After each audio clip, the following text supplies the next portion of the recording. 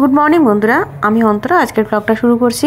তো আজকে রান্না দিয়েই ব্লগটা শুরু করছি, কারণ হচ্ছে অভি বেরিয়ে গেছে সকালবেলা। আজকে কৌশিকা অমাবস্যা যেহেতু আজকে শেষ হচ্ছে, তাই না সকালবেলা পুজো দেওয়া হয়েছে, তারপর রান্নাবান্না অনেকটাই লেটে রান্না করছি। আর অভি এখন এসছে সবাই বাড়িতে, আর এখন বাজে 2:30, মানে 2:35 হবে।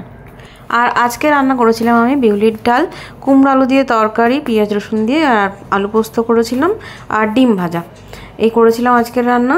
তো আমাদের খেতে খেতে অনেকটাই লেট হলো, কারণ হচ্ছে অভিবাবু তাল এনেছে। আবার একটা ইয়ে হয়েছে, এতক্ষণ কখন এসছে, এখন এই যে কটা বাজে দেখুন, এখন খেতে বসছি কি না, এসেই সঙ্গে সঙ্গে তাল মারা হয়ে গেছে। তাল মেরে আমাকে বলছে আজকে আবার তালের বড়া করতে, তাই জন্য আগে আগে এসে তালটা মেরে দিল। আগের দিনে তালের বড়াটা ওর এতটাই ভালো লেগেছে যে আজকে সঙ্গে সঙ্গে এসেই তালটা মেরে দিয়েছে, যাতে আমার অসুবিধা না হয়।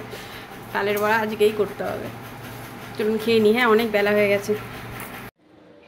আর এই পাখিটা না আমাদের জানলায় আসবে রোজ।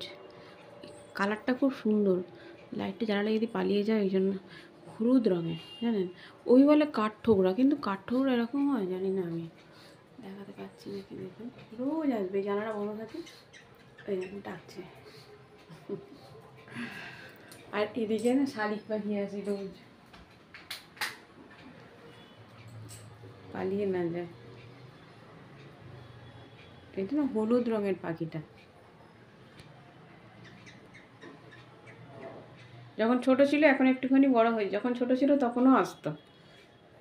আমি অভি একদিনকে ইয়ে করে জানালাটা খুলে দিল আর ও পালিয়েছে। আমি বললাম যে ওরকম করো না, যদি বাচ্চা হয়, যদি পড়ে যায় রাস্তায় ফাস্তায়, রেখে দাও।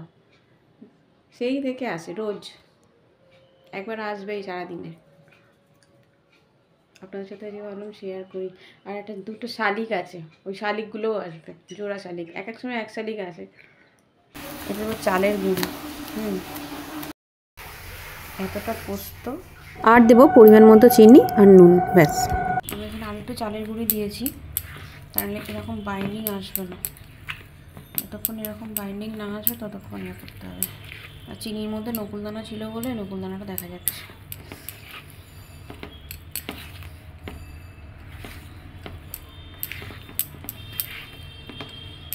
তেল গরম করবো,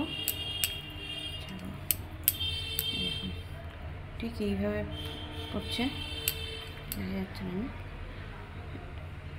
এইভাবে করছে, তার মানে এটা রেডি।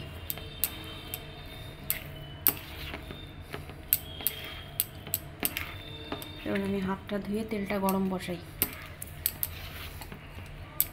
দুপুরবেলা আমি আর শুইনি, অল্প একটুখানি শুয়েছি, ঘুমাইনি আজকে, কারণ আমি জানি এটা করতে হবে। আর অভি ওখানে বসেই আছে, ওই ঘরে ছোটো ঘরে বসে আছে, কখন করবো। তো যাই হোক, তাহলে দুবেলা আজকে আর ঘুমোইনি, তাহলে তালের বড়াটা করবো। এখন বাজে 5:30, তো তাই জন্য করতে চলে এলাম। কড়াই তেল দিয়ে দিয়েছি, জাস্ট একটুখানি করে তুলবো আর দেবো। যদি একটা তালই এনেছিল আজকে, দুটো তাল আনেনি, তো একটা তাল আমাদের জন্য, 3 জনের জন্য একটা তাল এনাফ, দুটো তাল আনার দরকার পড়ে না, হচ্ছে ব্যাপার। আর আজকে আমাদের এখানকার না ওয়েদারটা পুরো অন্যরকম, পুরো কুয়াশা কুয়াশা চারিদিকে, মানে সকাল থেকে বৃষ্টি পড়েছে আর চারিদিকটা পুরো কুয়াশা দেখায় জন্য। এইখানে অভিবাবু শুয়ে আছেন, কখন তালের বড়া হবে উনি খাবেন। আর আজকের ওয়েদারটা পুরো একদম কুয়াশা কুয়াশা, হাওয়া দিচ্ছে প্রচণ্ড পরিমাণে।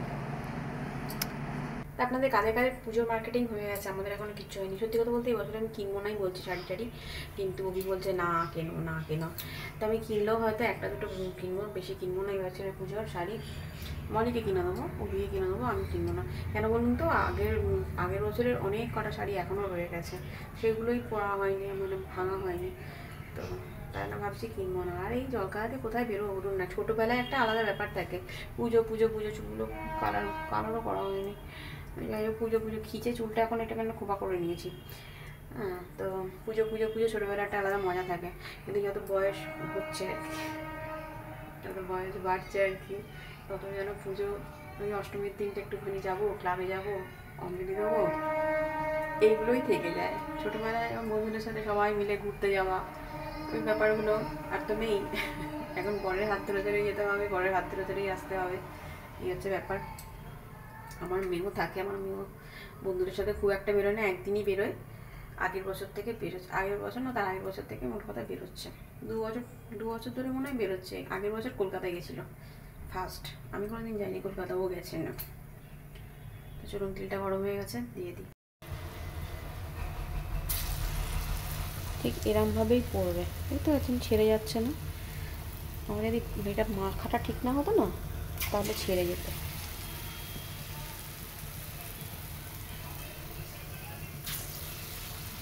এটা অ্যাকচুয়ালি সর্ষের তেলে করলেই ভালো হয়, কিন্তু আমার সাদা তেলটা অনেকটা ছিল, ওই সেই জন্মাষ্টমীরই ঘি সাদা তেল ছিল মিক্সড করা আর কি, তো ওইটা দিয়েই ভাবলাম করে নিই, আমরাই তো খাবো, তাই ওটা দিয়েই করে নিচ্ছি।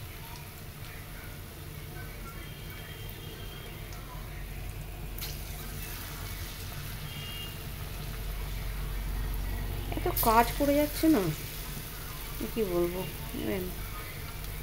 আমাকে এমন এমন জায়গায় ছুটতে হচ্ছে মাঝে মাঝে, মানে অভির সাথে আর কি, অভি নিয়ে যাচ্ছে, সেই ব্যাপারটা অন্য একদিন আপনাদের সাথে শেয়ার করবো কেন ছুটতে হচ্ছে। এখানে এই কটা হয়েছে, অভিকে 1 ডিশ দিয়ে এসছি, আর এখানে ভাজবি, এটা হয়ে গেলেই হয়ে যাবে বাটি। আর এতগুলো বাসন এখন আমাকে মাজতে হবে জানেন, বাসন মেজে তারপরে গা ধোবো, তারপর সন্ধে দেবো, তারপর ওদেরকে খাওয়াবো, পর পর কাজ আমার, এই তো সমস্যা হয়ে যায় না।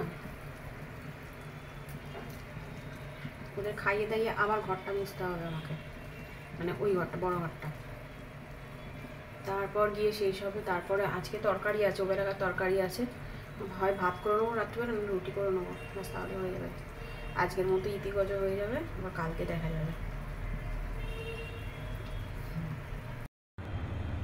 আলুর বড়া হয়ে গেছে কমপ্লিট, আর রবিবাবুকে দিয়ে দেখি কি বলে। ও একটা ডিশ দিয়ে এসছি, যদিও কি বলে বলছি, সেটা এতক্ষণ খাওয়া হয়ে গেছে শেষের দিকে।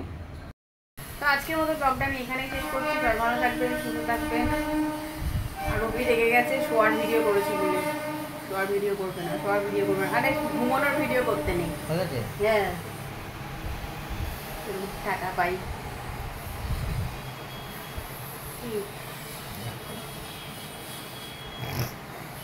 আজকে কি হয়েছে জানেন, আজকে অভিকে আমি বলে ফেলেছি কি ভাই, অভি বলছে হ্যাঁ তুমি কি বলছো, আমি বলছি হ্যাঁ ভাই বলে ফেলেছি, বলছে আমি বলেছি দাঁড়া ভাই, দাঁড়াও ভাই করেছি ওকে, বলছে তুমি আমাকে ভাই বলছো, আমি বেরিয়ে গেছি স্লিপ অফ টাং। মাঝে মাঝে বলতে হয়, এখন এটা কি চলতি ভাষা হয়ে গেছে সবাইকে ভাই বলা। বুঝলেন, টাটা ভাই।